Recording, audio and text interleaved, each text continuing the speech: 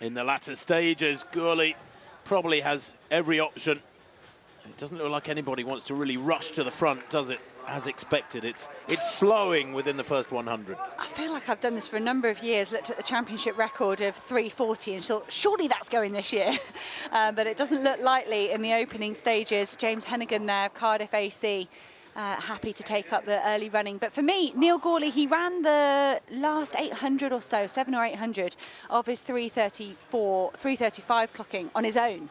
He showed the strength to be able to do that. So I think it would have been tempting to go faster, to make this race really fast and kind of keep it close to the form book. I mean, go look out for Piers Copeland there on the shoulder. He's a great kicker. Neil Gourley taking quite a shove in the back there. Look, glaring around him, saying, leave me alone. I've got my spot here on the inside. But James Hennigan doing the early running in this race, and it's not particularly fast yet. Charlie de Valgrice right in the middle there in the white vest, giving a big shove in the back to Johnny Kay. We are guaranteed a new champion, by the way, because George Mills, the non-starter, is the champion from last year. It was, or back in 2020, I should say. There was no championship last year. 3:50 was the winning time then. Of course, it was a typical championship, slow, meandering race with a big burn-up in the latter stages.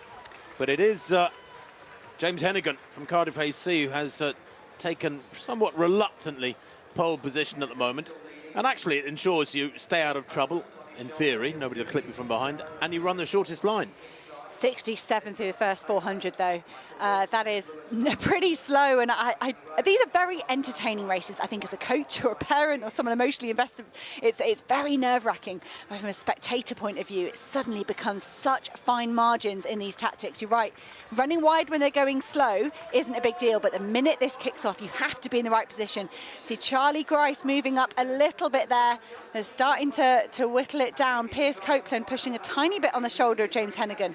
But they are happy to let the current British Universities champion and Welsh indoor champion James Hennigan lead. And just as I say that, Piers Copeland gets forced into the lead. He senses Charlie Grice on his shoulder, and it's the big hitters up the front at the moment. 31 seconds that lap. Charlie Grice moving up onto the shoulder of Copeland as they come into the straight with 3 laps to run this time. Gourley down the outside, just hits the front there with 600 to run. It's still not really picked up this tempo. There's a lot of barging and shifting of positions here. It's desperately tactical, this one. 2.5 laps to run. It's Copeland and Gourley and Grice. 1, 2, 3. Gourley moving to the front and probably feeling that he might as well stay there now with just over 400 to run. 1,000 with a 29-second lap getting them to there. Reached in, what, 2:13 was 800. And that's 400 to go. Piers Copeland, he always finishes fast, but often leaves himself too much to do, and he's moved into 4th place. Michael Wilson having a fantastic lap. But there you go, Piers Copeland waking up. Neil Gourley pushing hard at the front. Charlie Grice matching him stride for stride. And Wales, Piers Copeland gliding back into 3rd place.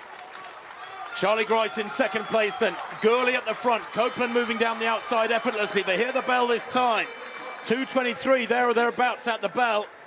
3:23, I should say, as Gourley into the back straight, has the big pair behind him. These 3 well away now. Copeland looking lovely and relaxed, such a lovely, liquid-looking runner. As Gourley into the final bend, still leads, running a shortest line. Copeland has to run wide, coming out on the outside. And Charlie Grice back in 3rd place, can't go with this pair, as Copeland kicks to victory.